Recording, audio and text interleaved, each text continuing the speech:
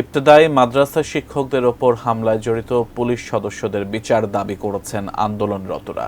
এ দাবি পূরণ না হওয়া পর্যন্ত আন্দোলন চালিয়ে যাওয়ার ঘোষণা দিয়ে তারা বলেছেন, তাদের ৬ দফা দাবি এখন জাতীয়করণের ১ দফা দাবিতে পরিণত হয়েছে।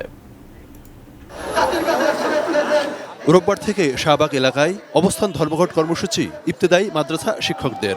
সোমবারও তা চলে। আন্দোলনরত শিক্ষকরা জানান, ১৯৮৪ সালে মাদ্রাসা শিক্ষা বোর্ড এই শিক্ষা কার্যক্রমের প্রথম স্বীকৃতি দেয়।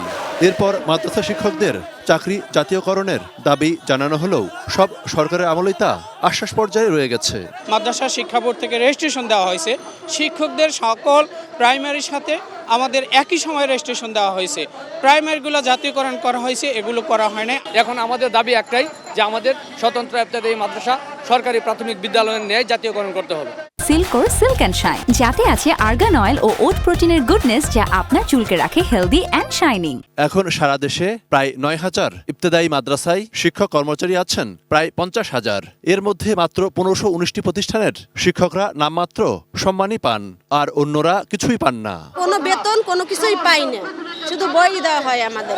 কারো কাছে আমরা প্রকাশ করতে পারি না নিজেরে। আমাদের যদি জাতীয়করণ করা না হয় আমরা অবশ্যই এই মাঠ ছাড়বো না। এদিকে দুপুরে ঢাকা মহানগর পুলিশের রমনা বিভাগের উপকমিশনার মাসুদ আলমের সঙ্গে বৈঠক হয় ৪ শিক্ষকদের একটি প্রতিনিধি দলের।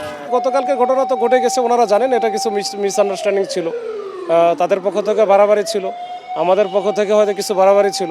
এই বিষয়টা নিয়ে আমি কথা বলা, আমি এটা নিয়ে ওনাদেরকে বলেছি যে এটা যেটাই হয়েছে আমাদের পক্ষ থেকে যদি ভুল ত্রুটি থাকে তো সেটা আপনারা খুব সুন্দর দৃষ্টিতে দেখবেন, আর আপনাদের মধ্যে যদি ভুল ত্রুটি থাকে সেটা আপনারা নিজেদের মধ্যে আলাপ আলোচনা করে নেবেন। শিক্ষা মন্ত্রণালয় থেকে কোনো সিদ্ধান্ত আসেনি। আমরা সিদ্ধান্ত না আসা পর্যন্ত, অর্থাৎ এক কথায় আমাদের এখন বর্তমান দাবি ১ দফা, জাতীয়করণ ঘোষণা না পর্যন্ত আমরা এখান থেকে ত্যাগ করব না। ইবতেদায়ী মাদ্রাসার শিক্ষকরা ঢাকা বিশ্ববিদ্যালয়ের চালু করা অনুষদের সামনে অবস্থান নেওয়ায় যান চলাচল করতে হচ্ছে সড়কের এক পাশ দিয়ে।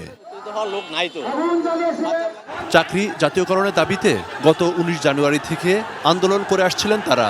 রোববার প্রধান উপদেষ্টার কাছে স্মারকলিপি দিতে গেলে শিক্ষকদের উপর হামলা করে পুলিশ। মনিরুল ইসলাম ইন্টু, 18 নিউজ, ঢাকা।